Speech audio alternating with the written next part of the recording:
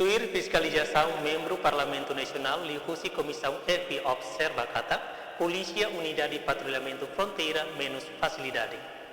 Unidade Patrulhamento Fronteira ka UPF mag unidade especial na serviço e fronteira Raimaran no ia controlo fronteira nian. Função principal UPF ia Timor-Leste, controlo no segurança e fronteira oras ruan no Singhat.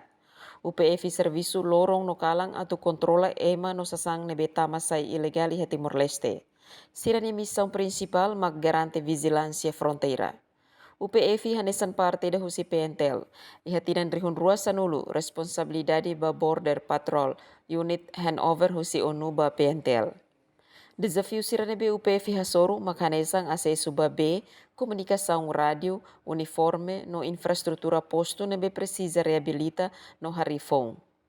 Maria Gorumali Barreto, nudar membro Comissão EFI a Parlamento Nacional, fote assunto ne, hira participa discussão mesa redonda, nebe organiza husi foco pers, o tema reflete progresso, fortalece compromisso gênero, li husi alocação orçamento sustentável ba gênero e orçamento geral Estado tinan rehun rua ronulu reseng hitu, husi compromisso político ba impacto durável, nebe halau salão delta nova foi na laisne.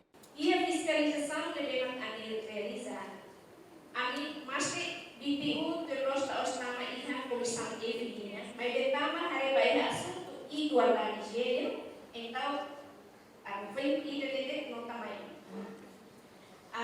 Igualdade de gênero devemos hari ini angin harus fiscalização baik iha polícia BPU.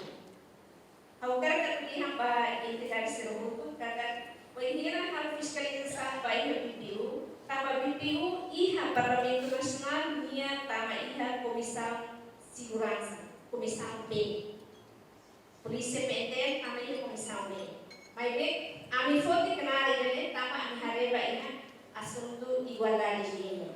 Pengiran ami hal fiscalização baik iha BPU, sim, ia polícia BPU, yang comandante na igualdade ini kata ia situação que memang orang itu baiknya presiden ida recursos humanos ida kona base linha orçamento de rasi ida faz comissão BPU de rasi lá confortável passeira atau haro sedia serviço e BPU orang ini makan os paros nem hokar kata dia mesti orang ini os paros. Governo nia plano makari posto hotu ho modelo hanesang, completo ho necessidade básico, acesso badalang no eletricidade, mas be ohin lorong sidak bele realiza. Marcos Falo, STL News.